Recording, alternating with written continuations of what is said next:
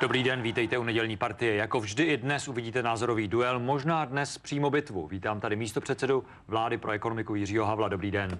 Dobrý den. A také předsedu poslanců ODS a strůjce ekonomické politiky ODS Vlastimila Tlustého. Dobrý den i vám. Dobrý den. Na konci partie uvidíte obhájkyni asi nejznámějšího českého vězně Jiřího Kajínka, tak vydržte až do konce. Pojďme se podívat na to, co všechno nás dnes čeká. Tak já k té kauze Kajínek, jestli to je předmětem otázky, mohu říct, že nechápu, proč je tak zásadní odpor povolit přezkoumání nebo obnovení toho řízení. Pokud v té kauze všechno bylo rozhodnuto korektně a nikdo se nemá čeho bát, tak nevidím žádný důvod, proč by to nemělo být přezkoumáno.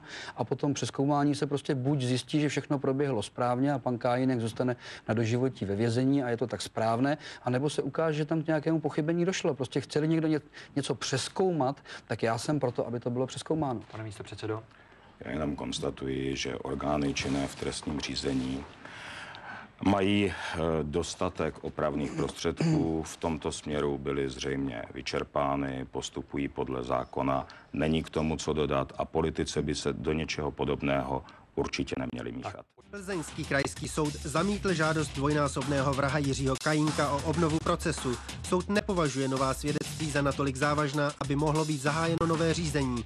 Kajínek byl před 7 lety odsouzen k doživotnímu vězení za to, že v Plzni zastřelil 2 lidi a jednoho postřelil. Od začátku tvrdil, že je nevinen. Proti zamítnutí žádosti o obnovu procesu podal stížnost k Vrchnímu soudu v Praze. Státní zástupce i soud byli přesvědčeni o tom, že se neobjevila žádná nová skutečnost, která by vedla k obnově řízení. Předseda Senátu Tomáš Bouček zdůraznil, že úkolem nynějšího Senátu nebylo posuzovat původní rozhodnutí Krajského soudu o Kajínkově vině. V rozhodování o obnově řízení platí prezumpce toho, že platí původní pravomocný rozsudek. Nestačí uvést jen nové skutečnosti bez toho, že by je soud posoudil a zhodnotil. Soud provedl řadu nových důkazů, žádný z nich by však nemohl zvrátit původní rozsudek, vysvětlil soudce. Kajínkova obhájkyně Klára Slámová je však přesvědčena, že obhajoba předložila dost důkazů na to, aby mohl být proces s jejím klientem obnoven. Já jen obdivuji svědomí toho Senátu, že nechá ve vězení člověka, který nic neudělal a může tam i umřít, řekla advokátka ČTK. Pokud Vrchní soud stížnost zamítne, hodlá obhajoba podat ústavní stížnost a podnět ministrovi spravedlnosti pro podání stížnosti pro porušení zákona. Ministr spravedlnosti Pavel Němec podle mluvčího Petra Dimuna podání stížnosti v Kajínkův prospěch vážně posoudí.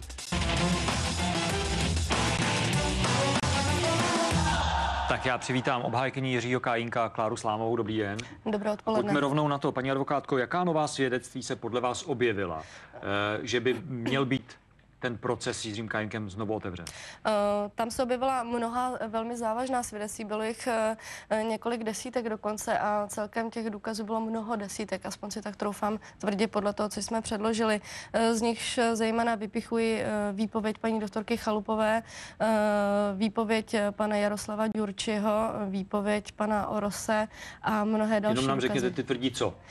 Ty tvrdí zejména to, že například pan Ďurči tvrdí, že v původním procesu, pokud vypovídal, tak vypovídal pod nátlakem, vypovídal nepravdivě, nikam pana Kajínka nevést na žádné místo činu a že pan Kajínek tedy nemohl udělat to, co mu bylo kladeno za vinu.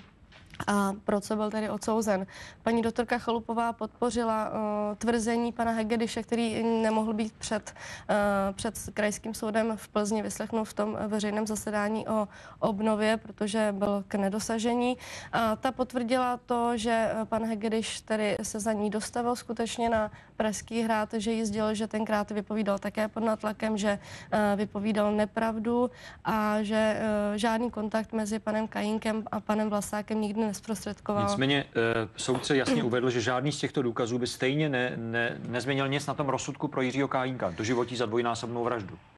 To je velmi, velmi zvláštní tvrzení, protože myslím, že žádný člověk, nebo aspoň takového neznám, který je nadán nějakými jasnovědeckými schopnosti a podstata toho návrhu na obnovu nebo to řízení obnovy je v tom, že jsou nebo objevily se nové skutečnosti, které by mohly přivodit jiné, tedy rozhodnutí o vině nebo trestu. Tedy ne museli, ale by mohly. A ty skutečnosti a ty nové důkazy, které byly předloženy, troufám si tvrdit, že by v konečné fázi skutečně přivodily to jiné rozhodnutí o vině nebo trestu. Když se v médiích potom objevily záznamy z porady soudního senátu a se slovy soudce, byla jste překvapena, jak reagoval a jak se choval? Já jsem byla velmi zaražena, a to nejen jako advokát v tom procesu, ale zejména jako občan, protože pokud ta slova skutečně byla pronesena, tak jak v televizi zaznělo, mám za to, že to narušilo velmi tedy důvěru v nestranné a nezávislé rozhodování soudu a že to vzbudilo pochybnosti o nestrannosti toho senátu nebo tedy toho předsedy senátu. Jak budete na to reagovat jako obhájkyně Jiřího Kajínka? My na to budeme reagovat, takže podáme námitku podjatosti. O té ovšem bude v první řadě rozhodovat ten předseda senátu, potažmo ten senát sám, a až poté, co oni rozhodnou, pokud rozhodnou tak, že tedy se necítí být podjatí, tak budeme podávat stížnost proti takovému rozhodnutí, o které by rozhodoval Vrchní soud v Praze. Tímto záznamem se také bude zabývat ministr spravedlnosti Pavel Němec. Co může ministr udělat? Ministr může podat stížnost pro porušení zákona, která by ovšem mohla být podána až poté, co by zamítavé rozhodnutí Senátu plzeňského nabylo právní moci. Chápu to tak, že se ještě nevzdáváte, že pořád věříte v to, že bude proces s Jiřím Kajínkem obnoven? Já doufám, že ten proces jednou obnoven bude, už proto, aby tady vyšla najevo ta pravda, aby došlo k uklidnění i té veřejnosti, protože tím záznamem ta veřejnost byla také velmi otřesena. Záznamem toho soudního verdiktu, ano, myslíte? A vzbuzuje to opravdu takové negativní postoj vůči justici, ačkoliv obecně ta justice není špatná. Naivní otázka. Vy věříte skutečně v nevinu Jiřího Kajínka? Já už jsem to několikrát zdůrazňovala.